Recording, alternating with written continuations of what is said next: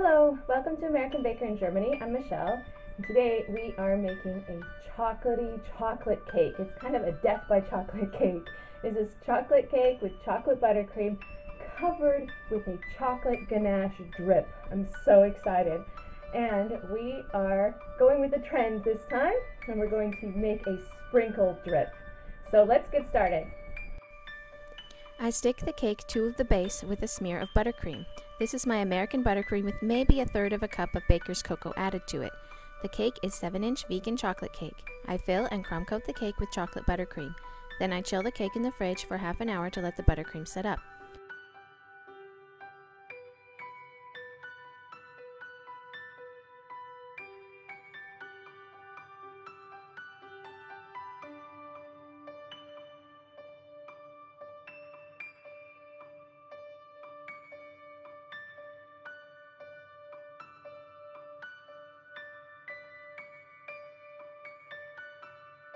Then I frost it with a good amount of chocolate buttercream. I didn't want any cake showing through, which was easier said than done.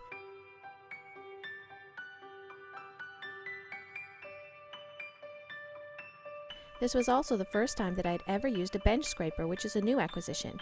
It does make it easier to keep the sides straight, but I also repeatedly accidentally scraped off too much buttercream and had to add more several times.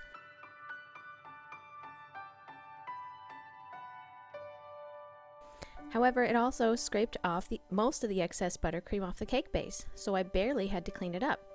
I chilled the cake again for another half an hour or 40 minutes to let the thick layer of buttercream set up and get really cold before trying out the drip.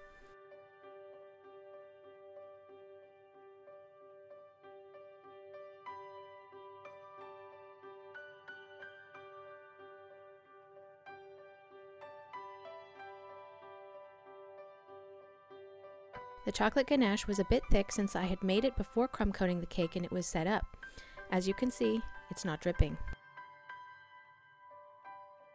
I microwaved it for 15 or 20 seconds to get it to this stage.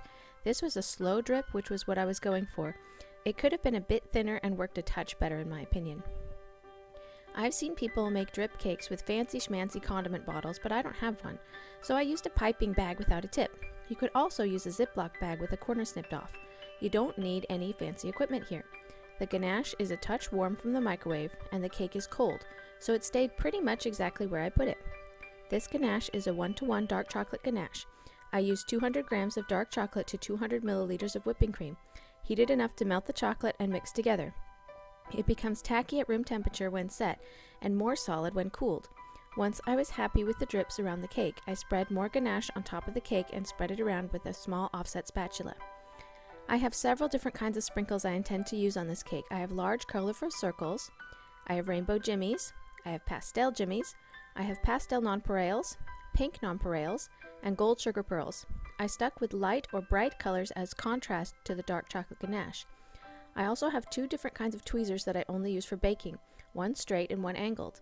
I need to use the tweezers to place the largest sprinkles onto the drip on the sides in order to get it on the drip without getting it on the buttercream.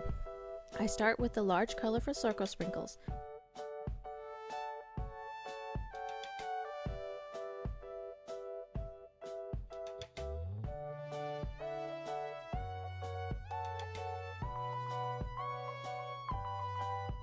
However, I don't need to use the tweezers on the top.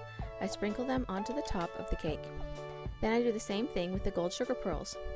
If you like what we do here, consider subscribing for a new cake video every Monday, as well as regular bonus videos with recipes and other tutorials.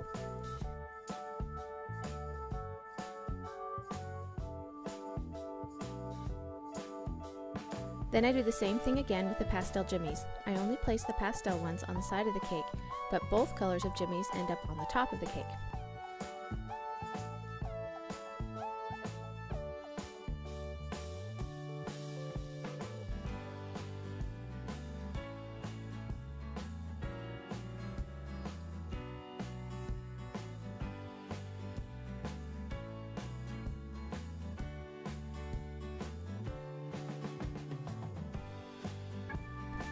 Finally, I sprinkle both colors of nonpareils on the top of the cake. It bothered me though that there weren't any nonpareils on the drips. but I also knew that I couldn't place them with the tweezers because they were just too small. I decided to try out a method I learned from Epic Confections. I used a paintbrush I only use for baking, dipped it in edible glue, and dipped it into the nonpareils to place them on the drips. It totally worked, and I can recommend this technique if you want to make a sprinkle drip cake.